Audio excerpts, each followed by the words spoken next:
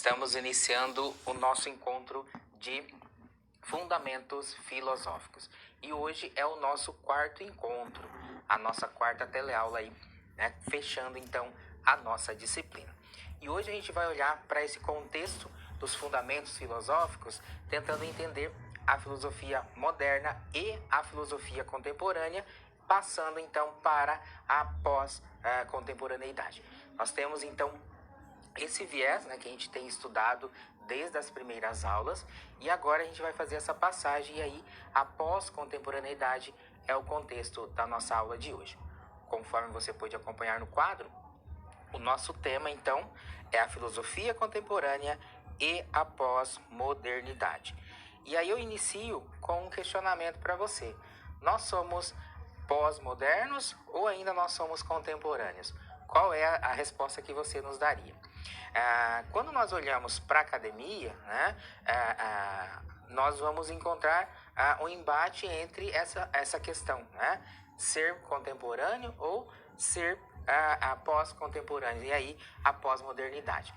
Porque não há um consenso ainda, né, que caracterize qual é então a nossa situação, digamos assim, né? Porque a mudança de período ela se dá, né, quando se muda aí o modo de produção. E nós estamos no modo de produção capitalista. E aí, não tendo um modo de produção alterado, alguns estudiosos vão dizer que não se mudou o período. Então, nós não estamos na pós-modernidade, não estamos aí nessa virada ainda de período. Então, para alguns, nós ainda somos contemporâneos. E a contemporaneidade ela se inicia lá, no final do século XVIII, com a Revolução Francesa. Mas, se nós formos analisar a nossa realidade atual, muita coisa se mudou. E aí, aquela mentalidade lá de final de século XVIII não é mais a mesma. Quanta coisa se transformou no mundo. E aí, nós somos, então, contemporâneos ou já estamos na pós-modernidade? Esse é o embate que permeia aí a academia, tá certo? No entanto, para o nosso contexto aqui, para a nossa reflexão, a gente vai olhar para esse momento da filosofia em que o que muda o período histórico, nos moldes da filosofia, como a gente viu, é o que? O paradigma, a forma como nós olhamos para a concepção de mundo. E aí a gente tem o que? No início da modernidade, o paradigma da racionalidade. E aqui nós vamos ver todo o embate que se desenvolve, então, em cima da questão da racionalidade. E na pós-modernidade, o que? Agora é a questão da linguagem, do diálogo que é proposto, não como uma razão fechada, mas agora como uma razão que se coloca a dialogar. No quadro, você tem aí alguns questionamentos que são, então, o convite a nós iniciarmos a nossa reflexão. Então, a razão ela é base suficiente e eficaz para nortear a vida? É possível conhecer a essência da realidade? Como fenomenólogos e frankfurtianos criticam a razão? Como a filosofia do século XX dialoga com a tradição filosófica que a antecedeu? Veja, você tem aí 4 questionamentos e eles iniciam pela questão da racionalidade científica. Essa razão, que é agora o objetivo de transformar a vida para melhor, transformar o mundo para melhor, que foi lá objetivada no iluminismo, no início da modernidade, ela conseguiu então responder a essa melhoria da vida, melhoria do mundo. E aí a gente vai encontrar esse embate também, que a razão ela não foi capaz de trazer aí as mudanças objetivadas, no sentido de que essa qualidade de vida teria aí proporcionado então a melhoria para o mundo.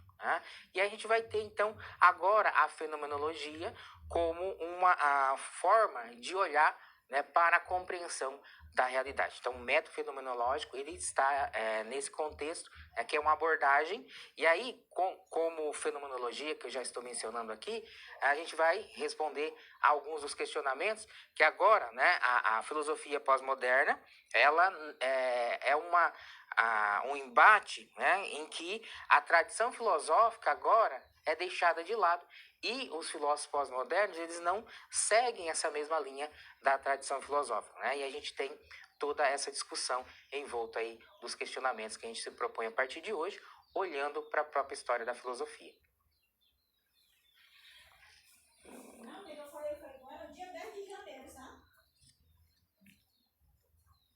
Da contemporaneidade após modernidade. Conforme mencionado, né, nós temos esse embate na academia sobre a contemporaneidade e a pós-modernidade. E aí a gente vai ter a discussão, né, se somos realmente contemporâneos ou já somos pós-modernos. E aí nós vamos ver que há agora, né, uma discussão e uma crítica a esse paradigma da racionalidade que foi, então, o início da filosofia moderna. A razão, ela vai ser capaz de trazer, então, melhores condições para a humanidade? E é esse questionamento que a gente vai tentar responder. No quadro, na modernidade, então, a razão, ela se consolidou aqui como paradigma, o paradigma da racionalidade. Nós vimos em encontros anteriores o pensamento do John Locke, o pensamento do Rousseau e do Kant, que propuseram aí as bases do conhecimento, a educação da época. Então, as bases do conhecimento, aí a gente teve toda aquela discussão entre o quê? O empirismo e o racionalismo, que é o que? A base da própria ciência. E aí quando a gente fala da discussão da busca por entender o que? Melhorar a qualidade de vida, como objetivo lá do iluminismo, é agora o homem centrado em si, esse antropocentrismo que dá ao homem toda a condição de desenvolver as suas potencialidades e tornar, então, o mundo melhor. Mas a gente vai olhar aqui, em meio a tudo isso, nós temos as questões políticas, nós temos a questão social também que se coloca, porque ao mesmo tempo que esse desenvolvimento proposto pelo iluminismo, proposto pelo racionalismo acontece, nós vamos ver a fundamentação de sistemas que, de alguma forma, vai o quê? Trazer algumas instabilidades para a própria humanidade. E aí, iniciado então o próprio desenvolvimento, que aí nós temos o capitalismo, nós temos a evolução industrial, nós vamos ver o que? A questão social que também se coloca. Essa sociedade agora,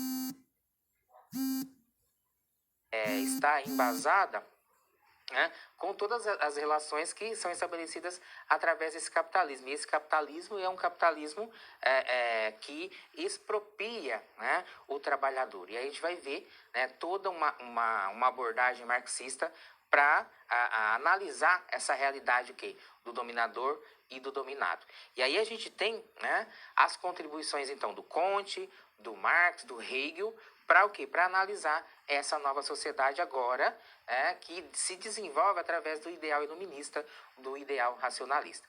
Então, no quadro, nós temos a predominância, então, desse sistema, que é o sistema capitalista, e as contribuições do Comte, do Hegel e do Marx vão analisar essa realidade. E aqui, a modernidade, então, ela essa centralidade da razão, que suplanta, então, a fé, lembra lá de toda a cosmovisão da Idade Média, que era teocêntrica. Então, agora a modernidade que tem uma cosmovisão antropocêntrica, ou seja, o homem como esse ser racional que se centra como a desenvolvedor de todas as suas potencialidades, ele, então, pela razão, ele suplantou a fé, e aí ele se propôs o quê? A realizar aquilo que a fé prometeu e não cumpriu, que era o quê? melhorar o mundo, tornar o homem ético, né? E a fé em si não conseguiu, né? Essa é a crítica da modernidade. Mas a razão, ela tentou explicar o mundo de que forma? Pela ciência, né? Tentando fazer melhor o homem, né? E a humanidade ética e politicamente. E aí, quando a gente olha para a condição ética e para a condição política da humanidade, nós conseguimos responder, né, esse questionamento, que a razão realmente tornou o homem melhor ética e politicamente. Então, se a gente olhar nas questões éticas, a gente vai ver, né, que ainda há uma falta muito grande a ser preenchida. E politicamente também, porque nós temos a questão política que se relaciona com a questão econômica, e a gente vai ver, né, as grandes guerras que essa disputa política e econômica trouxe para a humanidade. E isso é fruto o quê? Desse capitalismo desenfreado que muda, né, todas as disposições sociais. E aí você tem no quadro essa imagem, né, aqui da bomba atômica. A bomba atômica, então, é fruto dessa razão instrumental, né, que levou o homem a transformar a vida, mas da mesma forma que trouxe transformações benéficas, trouxe malefícios jamais antes pensados. E aí a gente tem, né, a bomba atômica, que é fruto dessa potencialidade humana. E aqui o questionamento: teria então a razão moderna, iluminista, realizado o seu projeto? Então a gente vai encontrar também a crítica, também, né, um desenvolvimento que leva a responder que a modernidade também tem as falhas, né? E aí, como compreender essa realidade, né? Que ao mesmo tempo transforma e que também traz esses malefícios. E duas grandes guerras, né, nessa era moderna, em um curto espaço de tempo. Terminou uma guerra, logo começou outra. Tudo por uma disputa imperialista, porque nós tínhamos o quê? O contexto das nações que vão se unir, né, os dois eixos, e aí a gente tem uma primeira guerra. Não contentes com o desfecho ali da guerra, sobretudo a Alemanha, que saiu humilhada, nós vamos ter, né, agora um desenvolvimento do militarismo e do nacionalismo, e aí a gente vai ter o quê? A Alemanha nazista, né? E aí a gente vai ter, então agora há um contexto de Estados Unidos que entra na guerra e aí utiliza esse malefício que é a bomba atômica. Na verdade, a tecnologia por trás dos estudos ali que levaram à bomba atômica é uma tecnologia que traria benefícios para a humanidade se ela tivesse sido implementada para os fins, né, positivos. Mas também ela possibilitou a criação, né, de algo para destruir o próprio semelhante. Então a gente vê que essa modernidade, né, essa razão moderna e esse iluminismo que propunha melhorar o homem, né, por meio da ciência e ética e politicamente, de certa forma não saiu como o empreendido.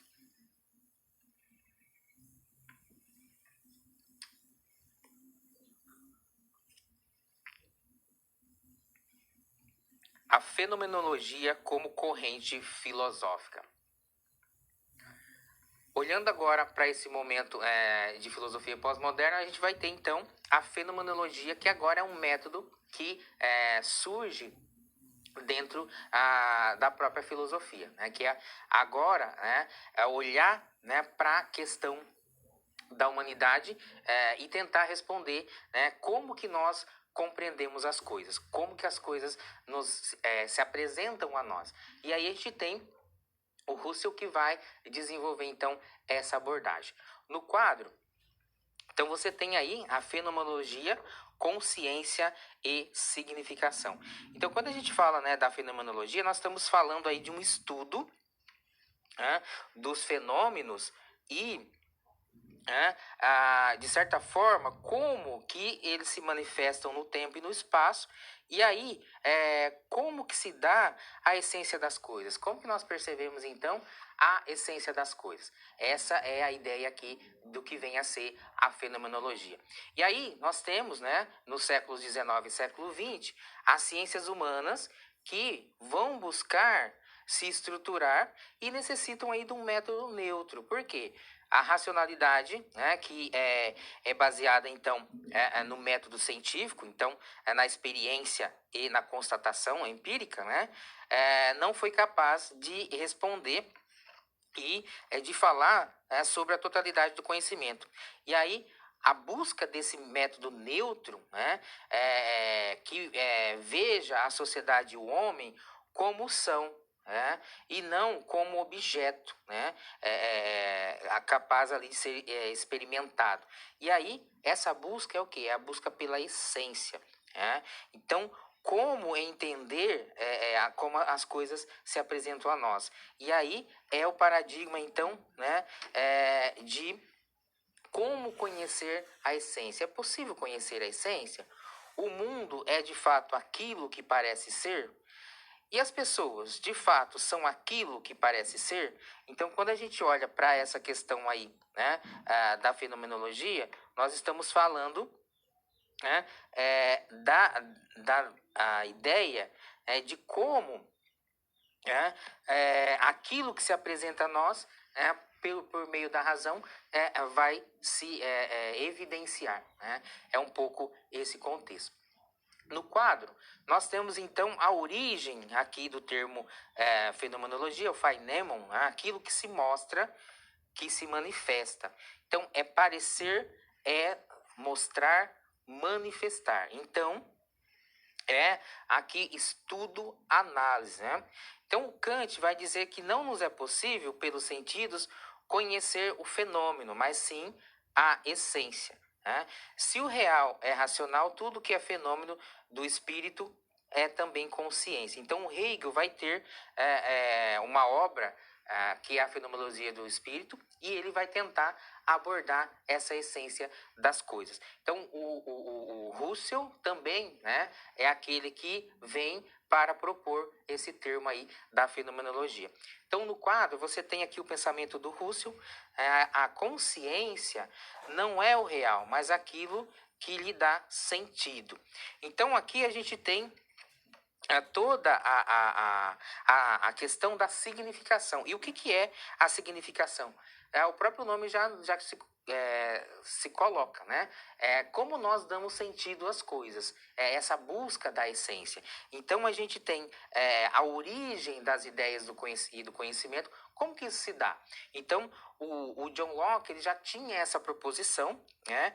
E aí a essência o que é de onde vem a essência das coisas e como que nós podemos conhecer tudo isso? Ele vai dizer que o limite para se conhecer, o limite para o conhecimento é o próprio mundo que se é dado a nós, né? Para a busca desse conhecimento. Então você tem aí no quadro então essa manifestação, né, lá do grego, né? E aí a gente vai ter um pensamento que vai retomar então a importância dos fenômenos que devem ser estudados aí em si mesmo. Né? Tudo que podemos saber do mundo e de nós próprios resume-se ao quê? A esses fenômenos e a esses objetos que são dados aí pela a própria fenomenologia. Né? Então é um modo agora de pensar, é diferente lá da ciência, da experimentação empírica, né? Porque é uma comprovação que se busca pelo método científico. Agora, o método fenomenológico, ele é uma proposição neutra, e aí busca conhecer a coisa em si, né? As coisas que se apresentam a nós. E a própria significação que a consciência vai dar diante dessa manifestação. Então, a gente tem tanto o Hegel, né, e temos também o Russell que vai dar essa proposição maior. Então veja, agora o que a gente tem é uma abordagem neutra. Por quê? Porque tanto lá no empirismo e no racionalismo, que é a caracterização da ciência, a gente tinha, né, um embate. Quando isso foi mais ou menos resolvido lá pelo pensamento do Kant, é que nós conhecemos tanto pela experiência como pela racionalidade, né? Pela atribuição racional. E aí, né, o Kant vai dizer né, que são as duas coisas. E aqui, né, a ciência não é capaz, né, de ter essa neutralidade. E aí a fenomenologia surge como esse espaço para essa tentativa, então, de olhar para a coisa em si e aí, né, buscar o seu sentido.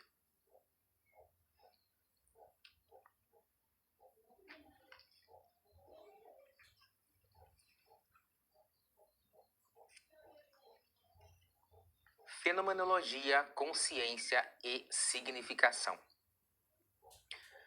Ainda dentro do tema da fenomenologia, a gente tem então aí o termo consciência e significação.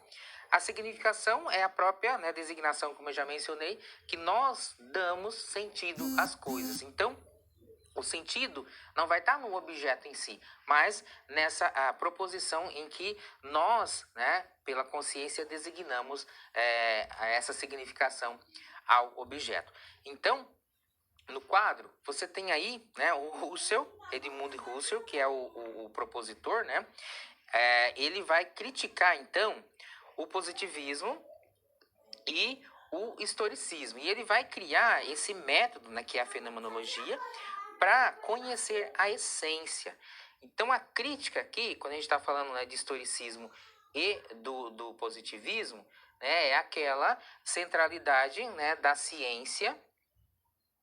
E aí a ciência, ela vai buscar o quê? Né? A constatação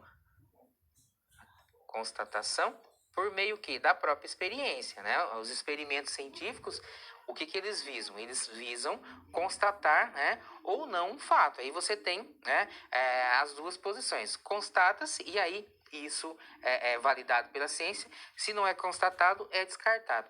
E aí você não vê uma neutralidade. E aí aqui, né, a fenomenologia ela vem com essa proposição.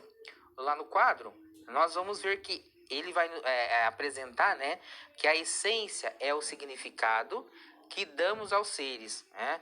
É a ideia e não se expressa em número, ou seja, não tem essa constatação empírica, né, que é própria aí da ciência. Então, a fenomenologia ela vai se opor ao positivismo, às ciências, né, de uma forma geral. Por quê? Porque as ciências são diferentes. Nós temos aí os métodos qualitativo e quantitativo, que são próprios aí das ciências humanas, das ciências da natureza, né? E a fenomenologia, ela vem então para dizer sobre o que? Os limites da razão. Então, as investigações aqui vão em busca, né, de encontrar o que? Uma verdade que seja além daquilo que é próprio ali da ciência, né? E aí é um método, então, diferenciado dessa constatação empírica. Novamente no quadro, nós temos aqui que o objeto das ciências humanas, e aí né, da ciência de um modo geral, é subjetivo, né, é o sujeito, e a objetividade, melhor dizendo, né, a subjetividade. Então, conhecer envolve o quê? A consciência, e essa é o que? É transcendental.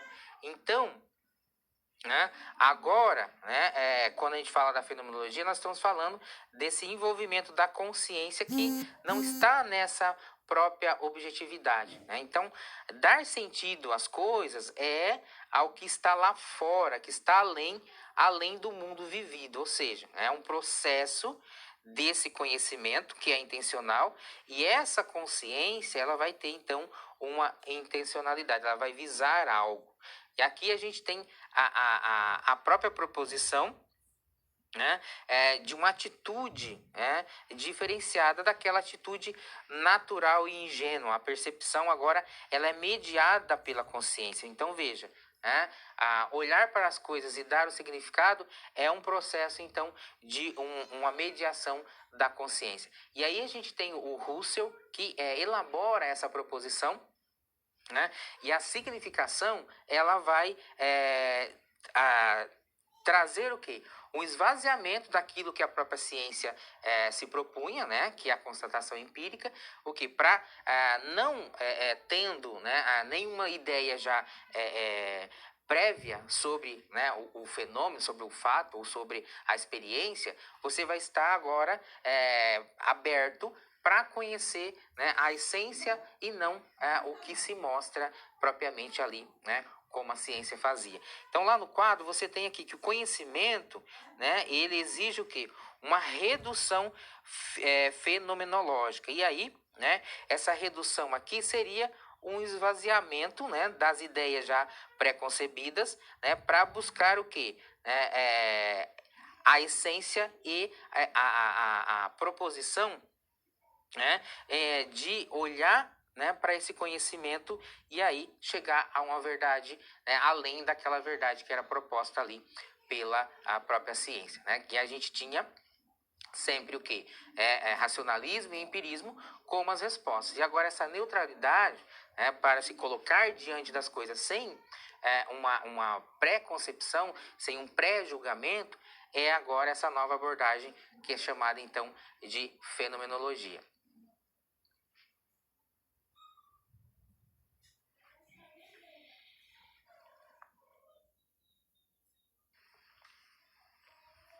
Ciência e tecnologia como desenvolvimento para a humanidade.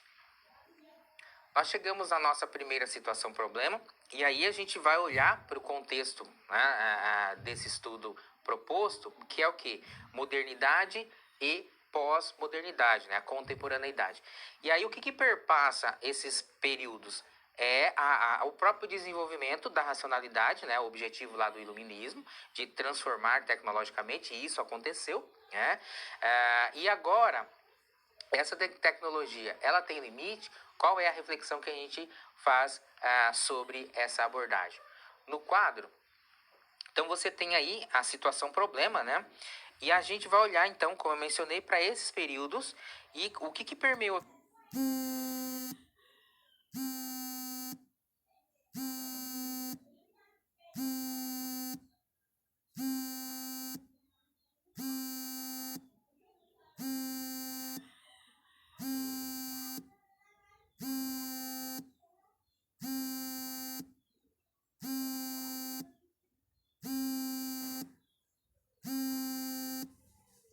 tudo isso?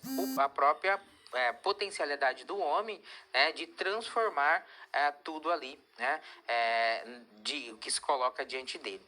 Então a gente teve as ideias do iluminismo, né, e do positivismo, que teorizaram que o avanço, aqui está duplicado, né, que o avanço científico, aliado à ampliação do conhecimento, por meio que da escolarização e da disseminação da informação, levariam ao avanço moral da sociedade.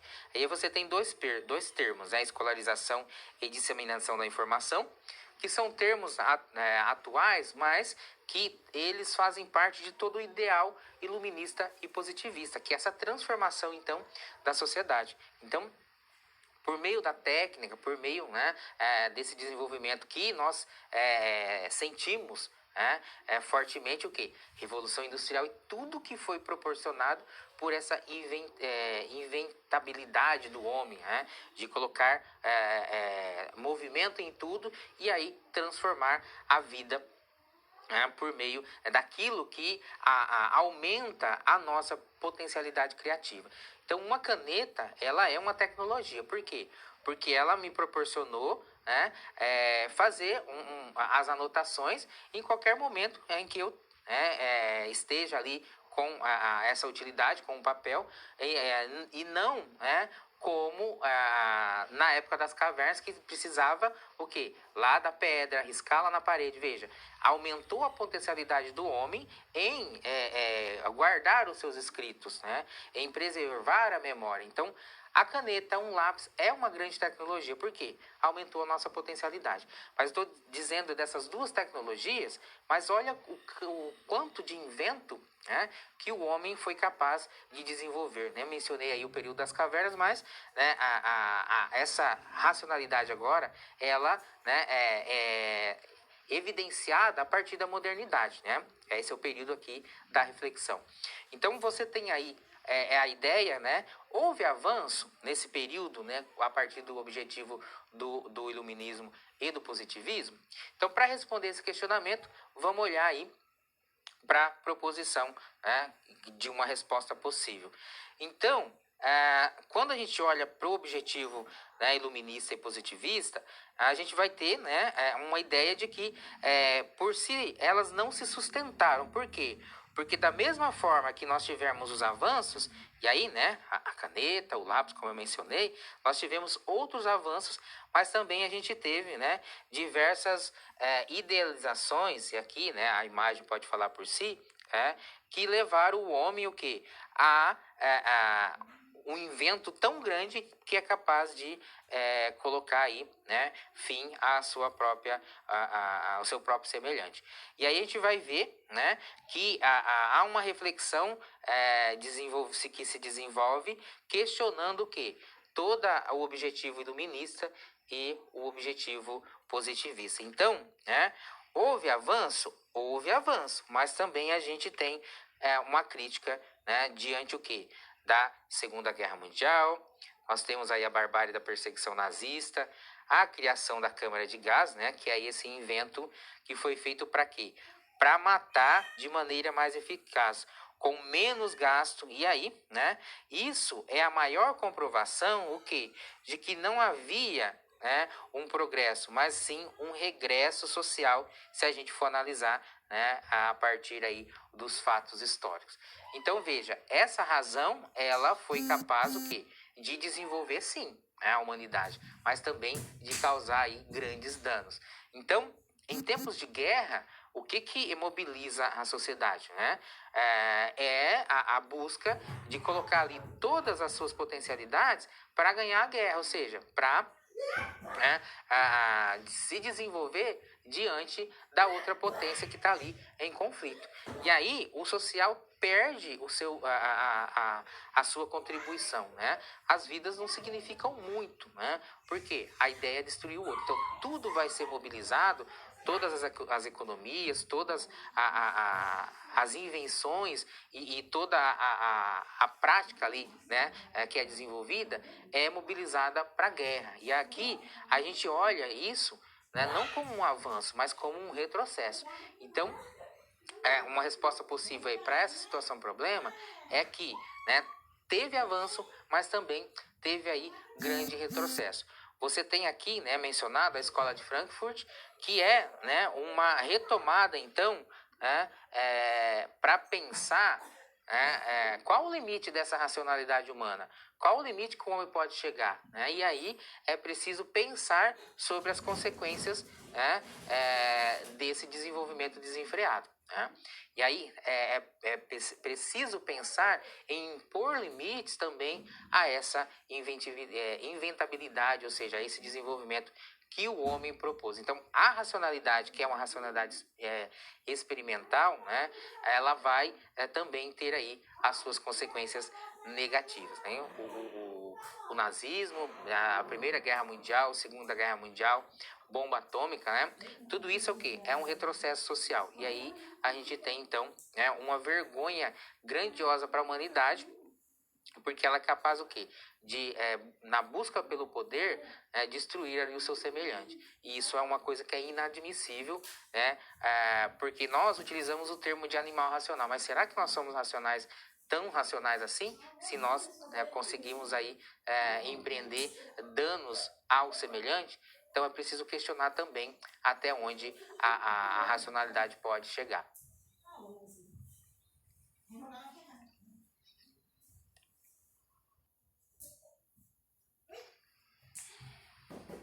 Filosofia do cotidiano, um pequeno tratado sobre questões menores. A nossa disciplina de fundamentos filosóficos, né, ela tem ali abordagens diversas. Né? Então, a gente está olhando para questões históricas e aí fazendo relações a partir do pensamento da filosofia. E muitas vezes eu ouço, né, alunos que vão dizer que não gostam de filosofia.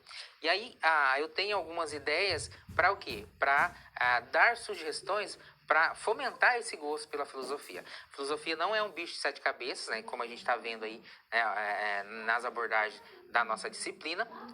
Então, a minha ideia é o quê? Sempre indicar sugestões para que você desenvolva o gosto também pela a abordagem filosófica.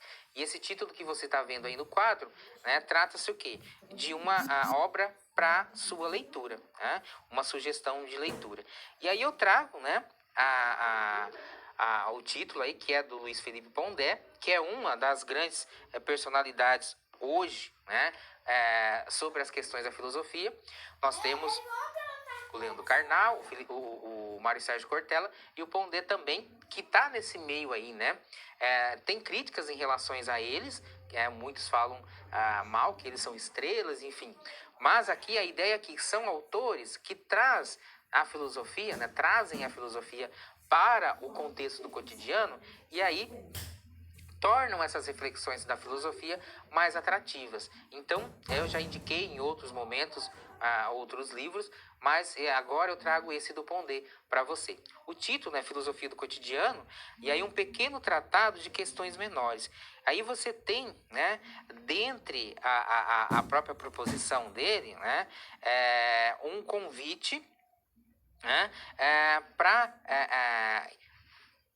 aumentar esse gosto pela filosofia. E aqui você tem, né, a própria proposição que eu coloco lá, que faz parte, né, da indicação do livro. Filosofar nunca foi sobre deixar você feliz. E aí, como eu mencionei, né, que muitos têm crítica sobre a filosofia, né, que é algo difícil, que é algo que não tem sentido, né? Mas será que você já parou para tentar entender e tentar buscar uma leitura que venha de acordo com um entendimento mais fácil? Então, filosofar nunca foi sobre deixar você feliz, né? Pondé vai nos dizer. É que andam mentindo muito por aí. Filosofar está mais ligado, né, ao despertar do sonambulismo, né?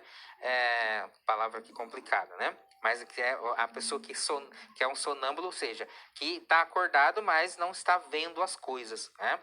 E aí o cotidiano nem sempre é tomado apenas por questões profundas, e nem só delas vivem o homem, mas também de banalidades. Muitas vezes ele é tomado por questões menores. E aí, essa é a proposição para a leitura, né? Então, ele olha para esse cotidiano, né? E aí, a gente vai ter sempre questões profundas, e aí, isso pode dar aí um entrave, né? Então, ele fala dessas questões menores, por quê? Porque nós temos questões banais que também podem ser pensadas aí por meio da filosofia, tá certo? Então, é uma saída desse sonambulismo, como está dizendo ali, né? Olhar de forma diferente, acordar para as questões que também perpassam aí a reflexão filosófica, tá certo? Esse livro ele está disponível lá nas plataformas que a nossa instituição disponibiliza para você, né? Você pode ter acesso a essa leitura, né, de forma gratuita dentro aí do escopo da nossa metodologia de ensino. Então você tem, além desse livro, outras obras, né, também tanto do Pondé, do Karnal, né, e do Cortella, que são autores aí que são mais próximos, né, da linguagem de hoje quando vai falar de filosofia, tá certo? Então a minha ideia aqui é trazer essa indicação para você aprofundar também e pegar gosto, então, pela filosofia.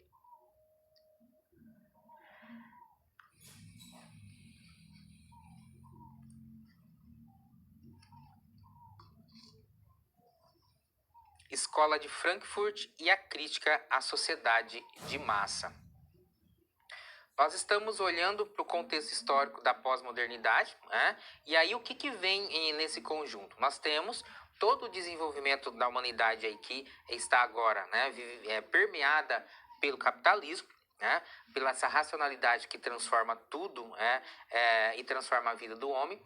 E aí a gente vai ver, né, que as ações elas devem ser repensadas, deve-se pensar um limite também para a razão. E a gente vai chegar num momento em que né?